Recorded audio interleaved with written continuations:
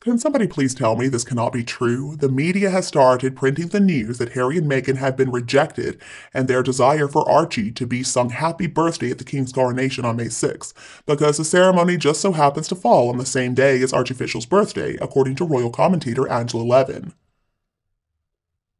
Ms. Levin told Sky News host Paul Murray they have made demands about standing on the balcony.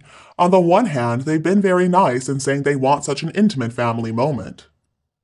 On the other hand, they demand that they are there with their children, and also that they want an apology first, and that during the state event, not the family event, there will be a moment when they sing happy birthday to Archie.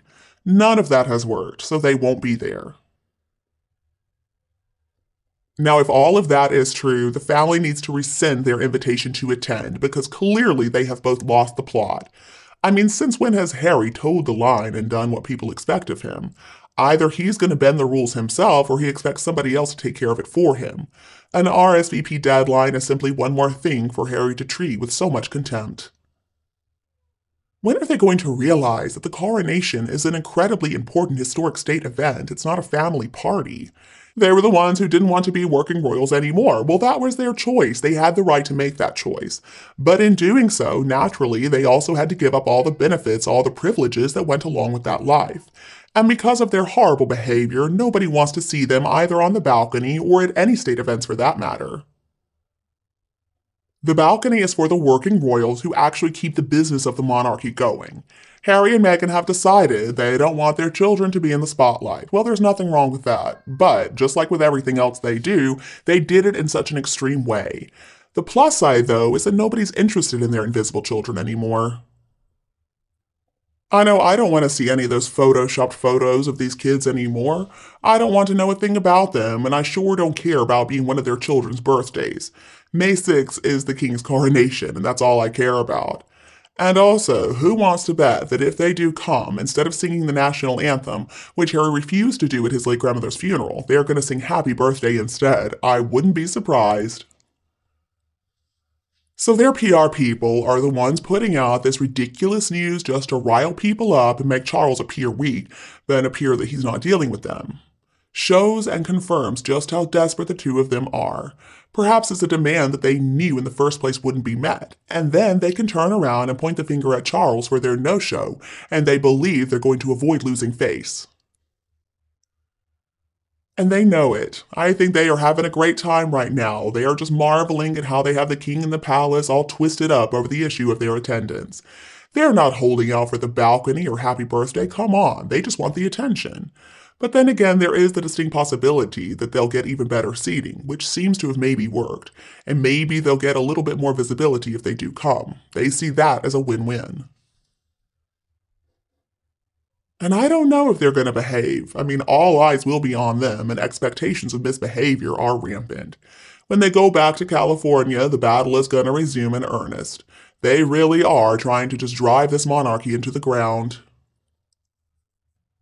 In a matter of only a few months, the king, thanks to his conduct and also Meghan and Harry's behavior, has brought so much chaos to the monarchy. It is still early on, and the royal house is already completely messed up. Having said all that, though, Meghan and Harry will not win this one, because when that house of cards comes crashing down, the public are going to view them as causing a great loss to the world, and they will finally have to reap what they have sown. And if these reports are true, which I kind of suspect they are, it just shows the self-centered, pure narcissism of the two of them. Considering their hurtful money-making lies, the bullying of the late Queen and the Duke of Edinburgh before they passed, and also the slating of a whole country and branding the UK racist, I do not believe they deserve to attend the coronation. And if they do get to come, well, they should do so in the capacity of guests only. They shouldn't receive any official role, no prominence, no balcony appearance, I mean, come on. And singing happy birthday to archofficial who may or may not even be real definitely should never happen. I mean, he may or may not be the product of surrogacy, and so it could be that he doesn't deserve to be in the line of succession at all, if he's even real. But unfortunately, we all know it's just their PR people putting this out there to keep their names in the headlines. This game of will they or won't they come? Oh, they want to be on the balcony nonsense that, oh, you've got to sing happy birthday to Archofficial. And also the fake AI photos of Meghan and the beautiful Princess of Wales. It is all just clickbait. So we just need to wait and see what happens after the coronation.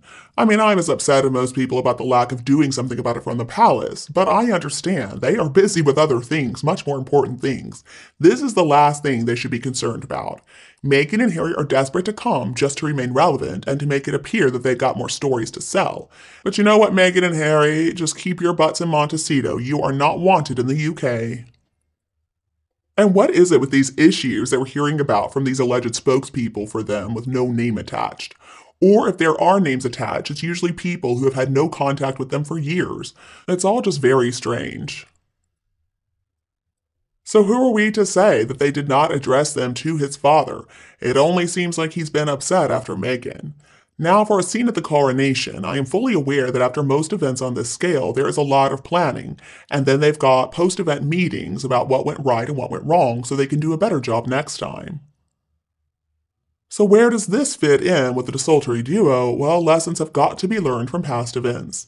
What I'm talking about here is stuff like the missing the coach to the Abbey, the Windsor walkabout, the press releases about who's traveling to Scotland, etc. And let's remember, we got to see Harry in the background refusing to sing along with God Save the King. I think we're going to see some items in the way between Meghan and the camera, and we're going to see lines of entry and exit for senior royals, and also the gruesome twosome, so they don't have to be seen close to each other. This also goes for Andrew and his children that simply love their cousin Harry. The palace has to understand that press and social media are going to be looking for any box or wire-like additions to Harry and Meghan's clothing. So the palace will not be helpless in this situation. They just need to be one step ahead.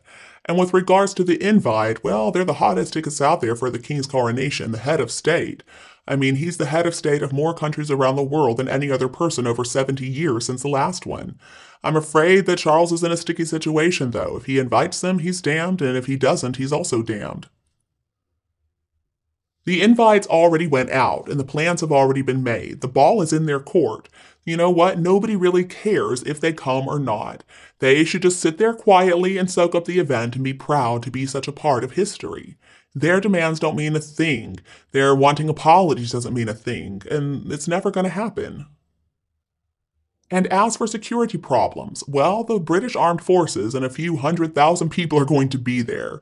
Of course, there's always a chance for some lone wolf attack, but that chance is very small indeed.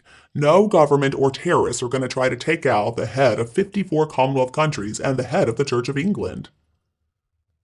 As always, there will be protests. I mean, the Republican movement is not king, but they're pretty happy to stay in a country where he is their king, or fuel campaign. I mean, just think of Meghan. So long live the king.